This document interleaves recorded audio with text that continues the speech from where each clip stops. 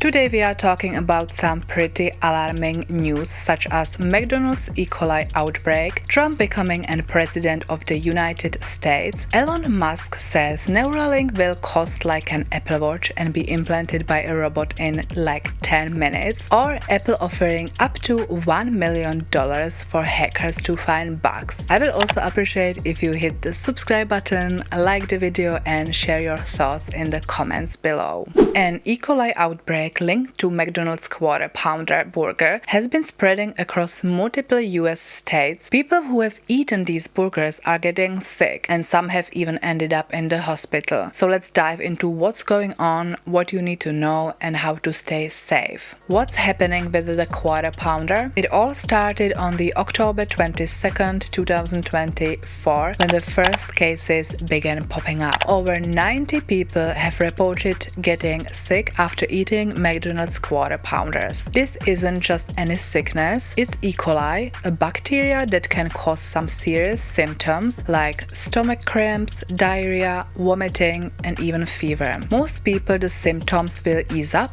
in about 5 to 7 days, but it can get much worse for young children, older adults, and those with weak immune systems. The scary part is that in some cases people developed a condition called hemolytic uremic syndrome (HUS), which can lead to kidney failure. One older adult in Colorado sadly passed away. This person didn't develop HUS. With so many people affected, this outbreak is no joke. E. coli is a type of bacteria that you can catch from things like undercooked ground beef, raw vegetables, in this case onions. It's associated with a Quarter Pounder. When someone gets E. coli, they might start feeling symptoms 3 to 4 days after eating the contaminated food. So far, this outbreak has affected people across several states. That's a lot of areas, so this issue is spreading fast. And what is actually McDonald's doing about it? The CDC, that's the Center of Disease Control and Prevention, the federal health agency in the US, is working with the McDonald's and local health agencies. Even though they haven't issued a full recall yet, McDonald's has temporarily pulled the Quarter Pounder from their menus in affected states. Other menu items like the beef burgers are still available, but McDonald's says they are reviewing their food safety measures to try to prevent more cases. This outbreak is a big reminder of how important food safety is, and it's raising questions about whether US food safety rules need an upgrade. With the more ready-made meals being served and better technology to detect bacteria, these incidents are becoming more frequent. So what you should do? If you have eaten a Quarter Pounder recently and start feeling symptoms, the CDC says it's the best to seek medical help, especially if symptoms get severe. For most people, E. coli can be managed without special treatment, but for others it can become serious enough to need hospitalization. If you are a fan of McDonald's or have friends and family who might be affected, stay alert and spread the word so that everyone knows what's happening. Did you see Donald Trump helping out at McDonald's before he became president of the United States again? This might sound like something straight out of a movie, but it's a little twist of today's reality. Donald Trump wins presidential election against Kamala Harris in a surprising and closely watched US presidential election. Donald Trump has emerged victorious over his Democratic rival, Vice President Kamala Harris. This election captivated the world as two prominent figures with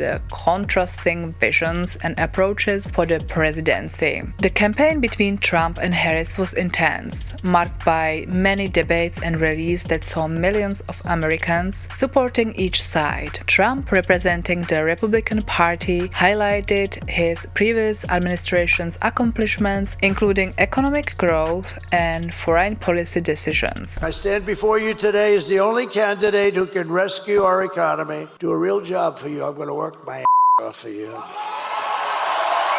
His platform focused on restoring America's strength and tackling issues like border security, inflation, and job creation. He also pledged to reverse several Biden-Harris administration policies, particularly in areas of energy independence and immigration. Administration, we will begin the largest deportation operation in American history. Kamala Harris, as the first woman of color to run for president on a major party ticket, inspired millions. Her campaign aimed to continue the initiatives she and President Biden began, focusing on health reform, social justice, climate actions, and building an inclusive economy. Harris sought to address rising costs of living, expand social programs, and enact reforms that would support marginalized communities. On election night, Americans across the country tuned in as results rolled in state by state. It was a tightly contested race, with each candidate winning key battleground states. As the hours passed, some states faced close counts and recounts, leading to tense anticipation. In the end, Trump claimed the victory by winning a critical swing state in the final hours, pushing him past the required 270 electoral votes. Reaction across the country were mixed. Trump's supporters celebrated the victory as a comeback, with the rallies and gatherings nationwide. For them, Trump's victory represented a return to the values, and they believe it will strengthen the United States. I will not rest until we have delivered the strong, safe, and prosperous America that our children deserve and that you deserve. This will truly be the golden age of America. That's what we have to have. On the other hand, many Harris supporters were disappointed. Through Harris delivered a speech calling for unity, respect, and perseverance. She expressed pride in her historic campaign and emphasizes her dedication to continue advocating for issues important to her followers. And America, we will never give up the fight for our democracy. With this election concluded, not just Americans but the whole world is already looking ahead to policies and changes Trump will bring in his new term. How he will handle pressing domestic and global changes remains to be seen, but both supporters and critics are anticipating what his leadership will bring for the nation and for the world. Also, in a surprising move, Elon Musk has publicly voiced his support for Donald Trump in the presidential election. Musk, known for his unpredictable statements and influence, praised Trump's vision for the US economy and national security, stating that he believes Trump's policies align well with the innovation and economic growth. I'm not just MAGA, I'm dark, gothic MAGA. America's just not just going to be great. America is going to reach heights that it has never seen before. The future is going to be amazing! Let's talk about a crazy new idea that Elon Musk shared about Neuralink, his company that's working on creating a device to connect our brains directly to computers. Yes, that's right. He says someday this device could be as cheap as an Apple Watch and implanted in your brain in just 10 minutes by a robot. Let's dive into what this could mean. What is Neuralink anyway? Neuralink is Elon Musk's company that's trying to build a way for our brains to communicate directly with the computers. They have created this tiny chip with a super thin wireless that go right into your brain, which is pretty mind-blowing. The idea is to help people who have issues like spinal cord injuries or other brain-related problems. With the Neuralink, they could control things like phones or computers with just their thoughts, which could change their lives. But Elon Musk is dreaming even bigger. He believes that in the future, not only will people with the medical needs use Neuralink, but everyday people could also use it to boost their abilities, like making memories sharper or maybe maybe even helping us to communicate without speaking, and it should be cheap as an Apple Watch? That sounds insane because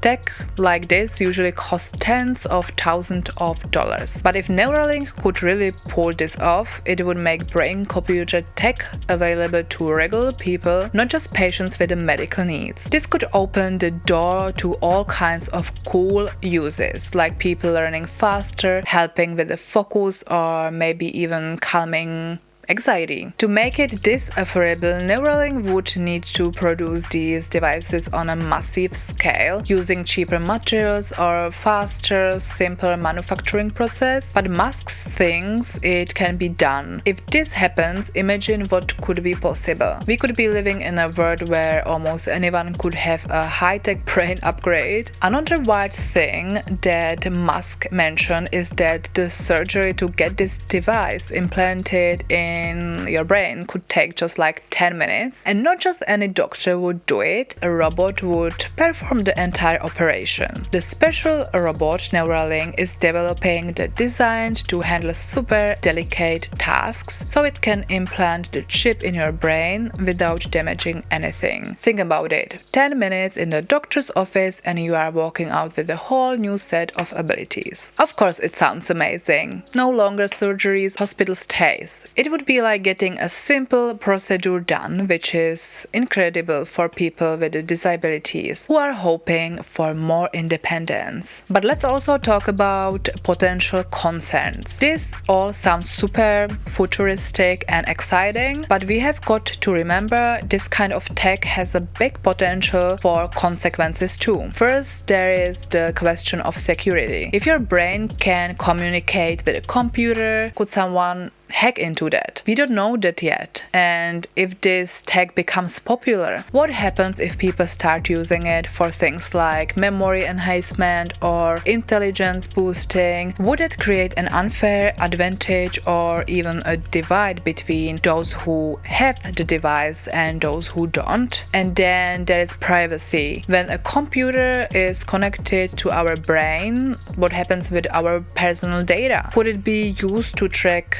or monitor us? These are all questions that still need answers. So while Neuralink's technology has some amazing potential, it also comes with a risk that we need to think carefully about. Right now, Neuralink is still testing its device, so we are still a long way from seeing this tech go mainstream. If Musk's predictions come true, we might be on the verge of a tech revolution. Imagine having brain-computer tech as a common an Apple Watch. It could totally change how we live and interact with the world. Whether this will happen in the next few years or take longer, it's clear that Neuralink is opening the door to some very big changes. And with that, we are getting to the next fascinating topic. Did you know that you could earn up to $1 million just by hacking Apple's software and systems? Hold up. Apple isn't encouraging anyone to break into their devices for no reason. This is all part of something called the bug bounty program, a clever way Apple keeps its products secure by rewarding hackers who find security flaws. Apple's bug bounty program started in 2016, and the idea is simple but powerful. They are inviting ethical hackers, sometimes called white-hat hackers, to find bugs in Apple's systems. If the bugs they find are severe enough, Apple will pay them with the rewards ranging from $25,000 to $1 million, depending on how dangerous the bug is. That's right, Apple is willing to pay top dollar to anyone who can help them stay ahead of cybercriminals. This program isn't unique to Apple. Tech giants like Google, Facebook, and Microsoft also have a bug bounty programs, though Apple's maximum payout of $1 million is one of the highest in the industry. These programs allow tech companies to catch vulnerabilities early before they can be exploited by real hackers who might have bad intentions. Why would Apple pay hackers? At first, it sounds strange. Why would Apple want hackers messing around in their system? But think of it this way. Apple's products are used by millions of people worldwide, and keeping data secure is crucial. potential. If a hacker finds a weakness in Apple's software, Apple would rather hear about it from an ethical hacker who is, on their side than from a cyber criminal looking to cause trouble. By paying hackers to find vulnerabilities, Apple avoids potential data breaches, protects its reputation, and builds trust with the users. Fixing a security hole early is much cheaper than dealing with the fallout from a massive data breach, and it also means Apple can stay one step ahead of cyber threats. And why is this a big deal? Apple's high bug bounty payout shows just how seriously they are taking cybersecurity. In a world where hacking and data breaches happen all the time, offering a big reward is a modern way for companies to fight cybercrime. And it's not just companies, some governments and large organizations pay for info on vulnerabilities too. But companies like Apple prefer the ethical, structured approach of bug bounties because it keeps things above board and secure. So next time you hear about hacking, remember there is a whole community of ethical hackers working to make our devices safe. And for those who are skilled enough to find these bugs, Apple's bug bounty program offers a unique way to turn their expertise into big rewards. And with that, we are getting to the very end of this video. I had so much fun learning about all these things. There is definitely much more to it. So if you think I missed out on something, drop your comment below. I will try to answer it. Let me know what you wanna see next. If you still didn't subscribe, hit the subscribe button, like the video, share it with your friends and family, and I will see you next time. Bye bye.